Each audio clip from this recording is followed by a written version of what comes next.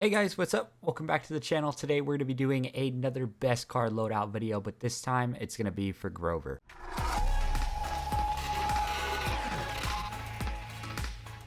Alright you guys, so on the first card we have here, it is Unstoppable. Reduce your damage taken by 12% for 4 seconds after using Blossom.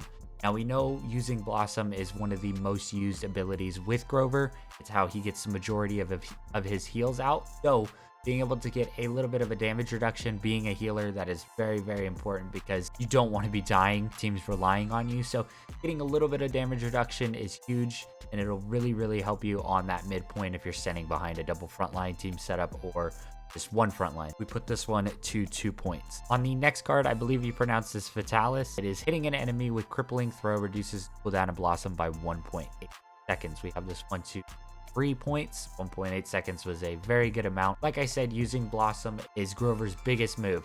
So being able to reduce that cooldown as much as you can stacked with the per Chronos is going to allow you to get as many heals out as possible, as quickly as possible with Grover.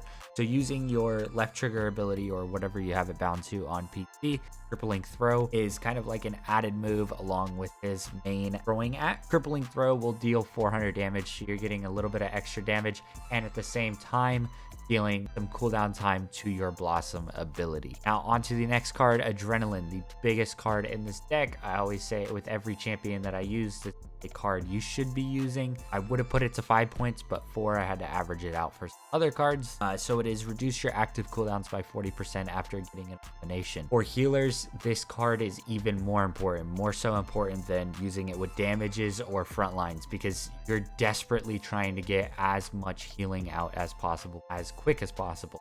So if you can just get an elimination or do a little bit of damage to an enemy and let your team finish them, allowing that to reduce your cooldowns as quickly as possible, a big move forward for your team, and it'll allow you to keep healing them. Moving on to Force of Nature, gain a 450 health shield for 3 seconds after dropping 2 or below 50% health.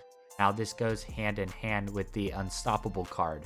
It's based on damage reduction. You're going to be getting an extra 450 health when you start to drop your health. It'll give you that little bit of time to use your vine to get out of situation. Maybe spin around, grab that vine, pull back towards your spawn for a second, heal back up with your own Blossom, maybe catch a teammate that's low as well on the side.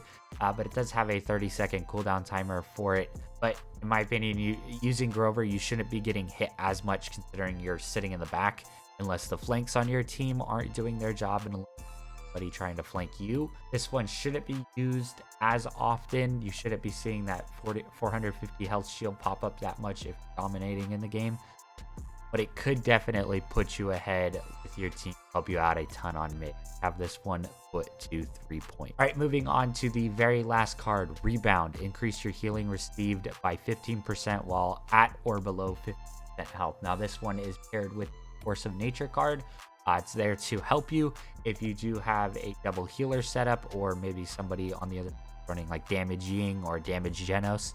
Even them throwing on a heal to you could help you out a ton. Now correct me if I'm wrong, I'm not sure if you get that extra 15% healing from yourself when you activate Blossom. I'm pretty sure you do. I've noticed it when I heal people. Feel like I'm getting a little bit of extra healing. But like I said in the comments, correct me if I'm wrong if you do not. Now this deck is overall, it's a great deck for Grover, very universal. You can use it for pretty much any situation that you come across with anybody. It's not focused towards a massive amount of healing or massive amount of speed or something like that. It is very universal to use. And may I add in and throw in here, for my other decks that I talk about, they are universal. I do not really try to focus my decks around a specific trait for a character. I really try to make it an overall good deck for just hopping into the champion and wanting to try them out. All right, you guys, moving on to my favorite part of the video, we have talents for Grover. We have Rampant Blooming. Allies healed by Blossom will heal for an additional 300 over 3 seconds. The most important card and my personal favorite that I use all the time. So on top of your Blossom and on top of all the healing that you're doing that you stacked up with your deck, you're going to be getting an extra 300 health to give your teammates for 3 seconds.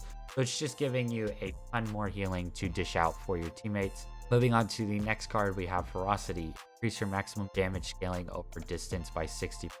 Now, I haven't really used this this talent that much. I'm mainly Rampant Blooming. I'm pretty sure what it means is the further that your throwing axe goes or your crippling throw, it will scale up the damage by 60% depending on the amount of distance that you're throwing it. Go ahead and give this talent a try. I haven't used it that much. I've maybe used it once or twice with him, but it definitely seems like a very good talent to use with him. On to the last talent, we have Deep Roots. Crippling throw will root enemies, hit, and will chain between nearby enemies 5 times. Now, this one is huge if you find yourself using crippling throw a ton with Grover. So when you throw that crippling throw axe, it will chain together between enemies up to 5 times, dealing that same amount of damage. If you're not too concerned about healing teammates that much, you feel like they can hold their own, go ahead and give this one a try. It'll allow you to do a lot more damage with Grover.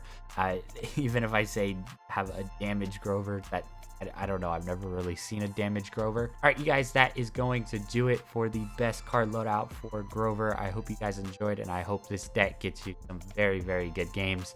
But if you guys enjoyed the video, make sure you drop a like, subscribe to the channel. We're trying to grow as much as possible, as always, and I will catch you guys on the next one. Perfect.